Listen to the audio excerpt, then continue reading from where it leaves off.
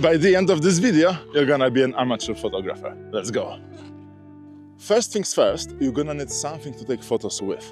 It can be a professional camera or a phone, as modern ones are more than capable of producing nice results. Worth mentioning is that even though there are significant differences between these two, the principles and basics of photography remain the same. Now, technicalities. I know all these different settings might seem a bit intimidating at first, but trust me, for a start, you only need to understand 3 of them. Oh, and we are shooting in manual mode, as leaving your camera on automatic won't get you anywhere. Sorry. First we have Aperture, which looks like that, and it's basically a hole that light uses to get into your camera. By changing its value, you make the hole larger or smaller. The wider it gets, the more background blur you'll introduce to your photos. This young handsome boy will be our subject for today. Come here, boy! Blurring the background is one of the most commonly used techniques, as the results are rather pleasing. But of course, sometimes you want to have the whole scene in focus. A thing to remember is that as you open the aperture, the photo gets brighter as more light gets into your camera. Hold on to that information for now, we're gonna need it in a moment. The second setting is shutter speed, which is basically how long your camera takes to, well, take the photo. It can be a short time, like 1/500th of a second, or it can be longer, like half a second, or even a full second. I know, ages. If you set your camera to a slow shutter speed, like half a second, all the movement will be blurred, as the subject will move in the time needed for your camera to capture that photo. And of course, if you set it to a fast shutter speed, all the movement will be beautifully frozen. It's worth noting that you might see a pattern here. The longer the shutter speed, the brighter your photo will be, as more light has time to hit your camera's sensor. The last setting is ISO. You can think of it as an artificial way to brighten up your photos. It works great, but the higher you set it, the more noise you'll see in your shots. I'm not saying it's necessarily a bad thing, just something to keep in mind. The key thing to understand is that all these settings, aperture, shutter speed and ISO, are interconnected. They don't exist in a vacuum. They all control the same thing, how bright your photo ends up. If you change just one of them without touching the others, you'll likely see that your photos are too bright or too dark. To keep the correct exposure, you need to compensate by adjusting at least one of the other two in the opposite direction. It's called the exposure triangle, and it's absolutely crucial that you understand it. I'll give you some examples. Let's say we want to shoot a portrait with beautifully blurred background.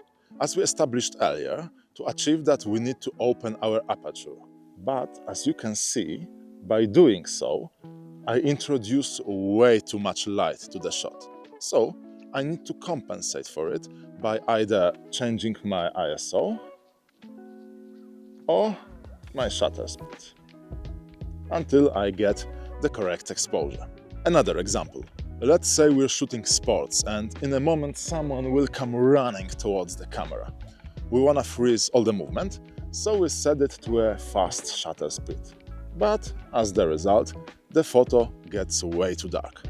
In order to compensate for it, I have to either open my aperture or, yes, you guessed it correctly, I need to set my ISO to a higher level. I don't think that's really complicated. There are also 2 extreme examples. One is when there is just too much light and you cannot or don't want to control it by changing your settings. In such scenario, this little thing comes in handy. It's called an ND filter. ND stands for neutral density, and it's basically a dark filter that allows you to control the amount of light that gets into your lens.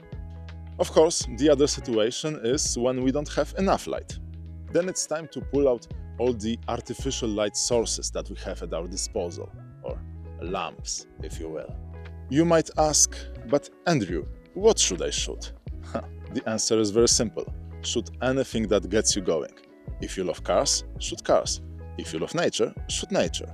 Architecture, people, landscapes. There are many different types of photography that you can get into. But what if my hobby is quantum physics? Yeah, I guess that's a pretty good point, as photographing a quark might be pretty tricky. In such case, I would suggest going on a photo walk.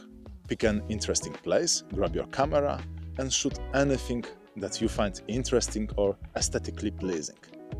Don't stress about it too much. Experiment with different settings, different camera angles. Just have fun. In the description of this video, you'll find my Instagram handle.